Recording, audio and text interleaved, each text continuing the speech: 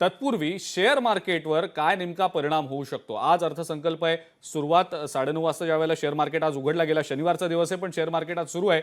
Share मार्केटवर नेमका काय परिणाम होतोय याच संदर्भात अर्थतज्ञ पंकज जयस्वाल यांनी नेमकं काय म्हटलं आपण पाहूया. केंद्रीय अर्थमंत्री निर्मला सीतारामन आज देशाचा अर्थसंकल्प सादर करणार आहेत आणि आज विशेषतः शनिवारी जर आपण पाहिलं असेल मार्केट बंद असतं तरीही फक्त आणि फक्त बजेटमुळे आज मार्केट सुरू ठेवण्यात आलेलं आहे. आपल्या सोबत तज्ञ आहेत पंकज जयस्वालजी.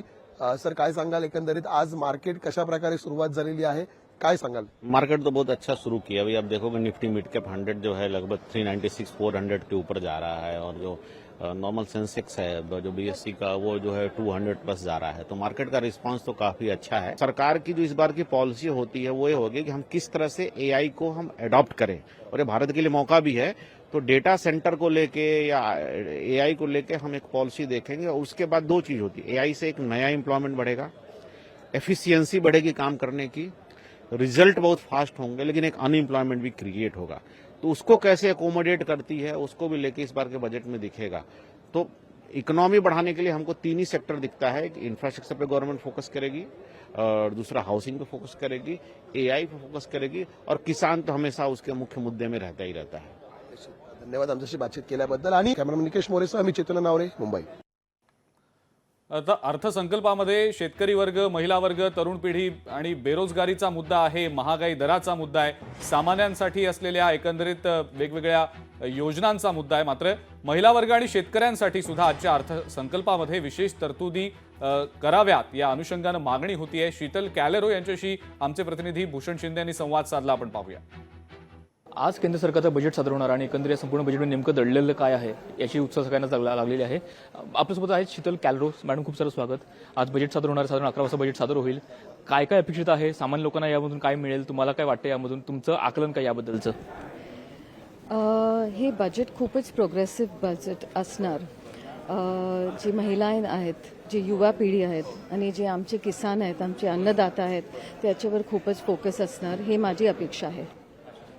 महिलांसाठी काय असेल? महिला, तुम्ही स्वतः एक महिला आहात, महिलांसाठी काय असेल?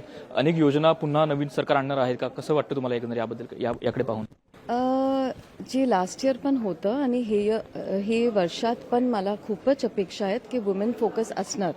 जे आमचे जॉब्स आहेत, वुमेनचे हेल्थ आहेत, त्याच्यावर खूपच फोकस असणार.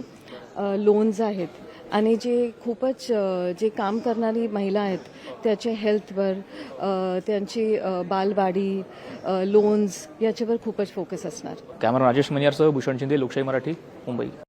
ब्रेकिंग न्यूज बघूया. आत्ताची अर्थसंकल्प सादर करण्यापूर्वी शेअर बाजारामध्ये मोठी तेजी सध्या पाहायला मिळतेय. सेन्सेक्स 950 पॉइंट्सनं वधारलेला आहे. शेअर बाजारामध्ये मोठी उसळी सध्या पाहायला मिळतेय. शेअर बाजारामध्ये मोठी उसळी आहे, सध्या तेजी दिसतीये. 950 अंकांनी शेअर बाजार वधारलेला आहे. आता हाच ट्रेंड 3:30 वाजेपर्यंत राहतो का, किंवा अर्थसंकल्प सादर केल्यानंतर काही वेगळा परिणाम पाहायला मिळतो का, हे देखील पाहणं आता महत्त्वाचं असणार आहे. आपण विश्वास उडगी सरांकडे जाऊया. सर, याच संदर्भात सातत्यानं बोललं जातं शेअर मार्केटवर नेमका काय परिणाम होईल. तुमच्याकडे येतो, मी कमेंट घेतो, पण तत्पूर्वी एक आणखीन महत्त्वाची बातमी आपल्यापर्यंत येते. ती बातमी सुद्धा काय नेमकी आपण पाहूया. शेअर मार्केटमध्ये तर तेजी आहेच, 950 अंकांनी शेअर मार्केट वधारलेला आहे. अर्थसंकल्पामध्ये शेतकरी वर्ग, महिला वर्ग आणि तरुण पिढी, बेरोजगारी, महागाई दर असे अनेक मुद्दे आहेत. इन्कम टॅक्स स्लॅबमध्ये काही बदल होतो का, केंद्र सरकार त्या दृष्टीनं काही निर्णय घेतं का, या संदर्भात director general of IMC Ajit Mangrulkar यांनी काय नेमकं म्हटलंय, थोडक्यात आपण ते पाहूया. अजित मंगरुळकर सर, खूप सारं स्वागत. सर, आज बजेट आहे आणि एकंदर या बजेटमध्ये नेमकं काय काय दडलेलं आहे? अनेक लोकांना, अनेक सामान्य लोकांना प्रश्न पडलेले आहेत. तुमचं आजच्या बजेटबद्दल आकलन काय, तुमचं म्हणणं काय याबद्दल? माझं म्हणणं आहे की या बजेटमध्ये नक्कीच आपल्याला मध्यमवर्गीय किंवा आपल्या सगळ्यांसाठी जे इतके वर्ष आपण म्हणतोय की टॅक्स त्याच्यामध्ये काही आपल्याला मोठ्या घोषणा मिळतील ऐकायला की नाही, या बजेटमध्ये गव्हर्नमेंटला करावंच लागणार आहे. हातात आपला जो इन्कम येतो तो वाढला पाहिजे. म्हणजे त्याच्यासाठी तुम्ही स्लॅब चेंज करा किंवा तुम्ही अजून ATCC वाढवा किंवा काही करा. मेन थिंग इज हातात जो लोकांचा पैसा येतो तो वाढला पाहिजे, मगच आपलं परचेसिंग पॉवर वाढणार. आजचं बजेट हे सामान्यांच्या दृष्टीने सकारात्मक असेल? नक्की व्हायलाच पाहिजे. तर अशा प्रकारे आजचं बजेट हे सामान्य नागरिकांच्या दृष्टीने सकारात्मक असेल आणि एकंदर जीडीपीची ग्रोथ यावर जास्त फोकस असलेला आपल्याला पाहायला मिळणार आहे. त्यामुळे राजेश महिन्यासह भूषण शिंदे, लोकशाही मराठी, मुंबई. लोकशाही मराठी ऐका, पहा, जागरूक रहा.